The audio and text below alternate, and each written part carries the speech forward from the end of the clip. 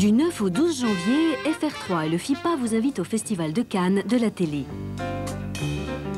Câble, haute définition, satellite, la télévision bouge, change, évolue.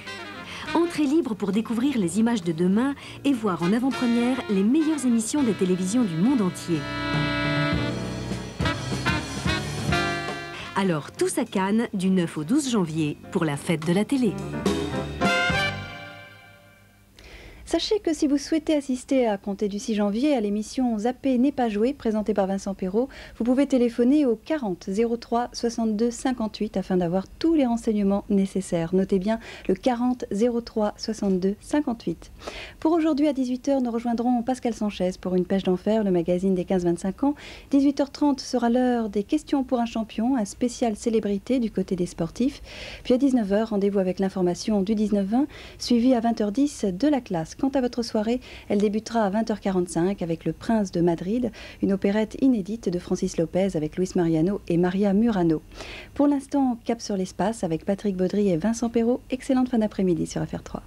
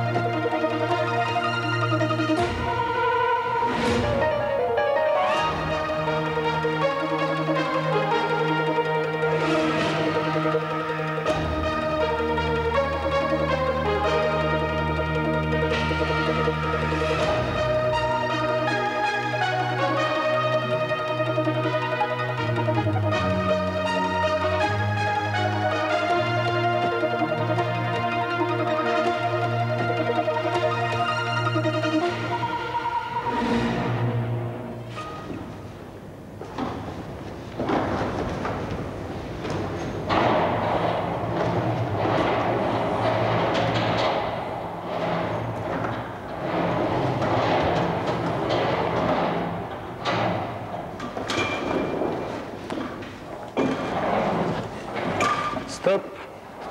Stop Vincent. Et bonne année. Bonne année Patrick. Bonne année sur la Lune. Chaud là-dessous. Ça c'est un beau décor. Ouais. Ah oui. Alors aujourd'hui vous êtes en pleine marche lunaire car Vincent poursuit son entraînement au Space Camp. Bien sûr il en est à son 6e jour. Bientôt la fin. Il doit savoir beaucoup de choses. Et notamment avant de marcher sur la Lune, d'essayer ce scaphandre, ce système qui lui permet d'avoir le même poids que ce qu'il aurait sur la Lune, c'est-à-dire le 6e du poids qu'il a sur Terre. Eh bien, il a dû apprendre pourquoi on avait été sur la Lune, ce qu'on avait ramené comme enseignement, comme connaissance sur le plan scientifique, en allant sur notre astre voisin.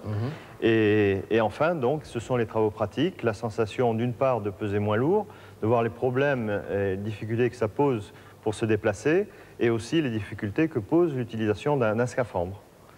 Exactement, on sent vraiment léger. Hein. Alors, ce sera le thème de l'émission d'aujourd'hui, c'est ça? Voilà, c'est pour ça on est déjà dans notre thème, on est déjà sur la Lune. Tout à l'heure, Neil Armstrong, dans notre film, va y poser le pied. Hein, ce sera vraiment un des grands moments de la conquête spatiale que l'on continue.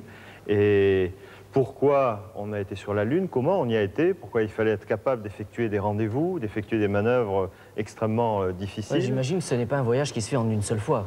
Non, effectivement, c'est quand même c'est très beau. Mais c'est aussi très difficile, et c'est ce qu'on verra. Il y a eu des moments douloureux, et il y a eu aussi des grands moments dont on se souvient tous, et on va voir tout ça dans notre Voyons film. si vous voulez bien. Je crois que ça va commencer par Saturne V, C'est par là que le début de l'aventure commence. Oh.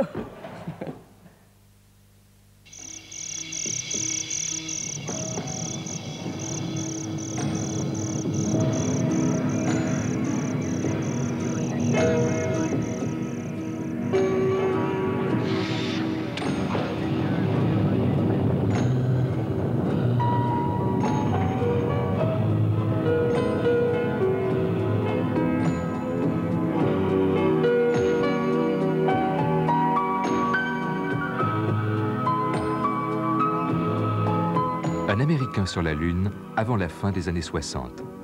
Jamais le défi visionnaire de John Kennedy n'a semblé à la NASA aussi difficile à relever que pendant les 3 dernières années de cette décennie. Certes, dès 1967, la fusée Saturne, spécialement conçue pour cette mission, était déjà prête. Mais le tragique incendie au sol dans lequel 3 astronautes avaient péri dans leur cabine Apollo paralyse les vols de préparation pendant 18 mois. Il faut attendre 1968 pour que Saturne et Apollo soient enfin prêts à franchir le dernier pas décisif, celui qui précède le débarquement lunaire.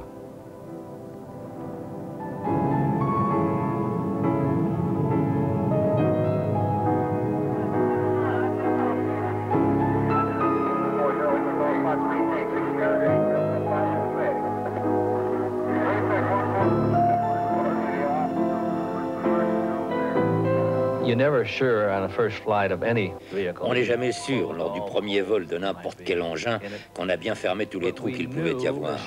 Mais nous savions, aussi sûr que nous sommes assis ici, quand ils ont eu cet incendie, que quand ils revoleraient, ce serait dans de bien meilleures conditions que la première fois. Le vaisseau Apollo, qui sera le premier à conduire des hommes tout près de la Lune, porte le numéro 8. Le précédent, Apollo 7, a été testé en orbite terrestre pour s'assurer que le véhicule est vraiment prêt pour un aussi long voyage. Un voyage que les Soviétiques ont déjà réussi avec un engin inhabité. Dès 1966, la sonde Luna 9 s'est posée en douceur sur l'océan des tempêtes. Elle a transmis sur Terre les premières photographies détaillées de la surface du sol lunaire.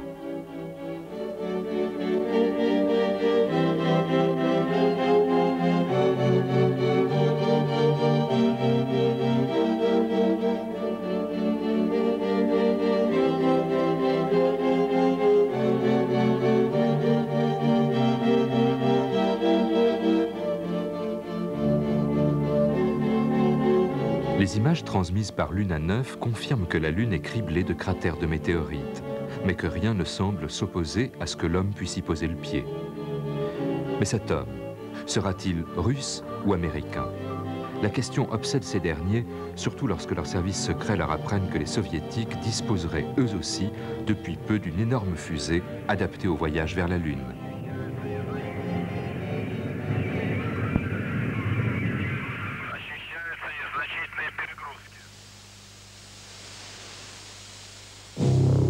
Celle des Américains s'appelle Saturne V. La voici en décembre 1968, quelques jours avant le grand départ pour le premier voyage lunaire habité. Tous ceux qui l'ont observé de près décrivent Saturne comme un monstre.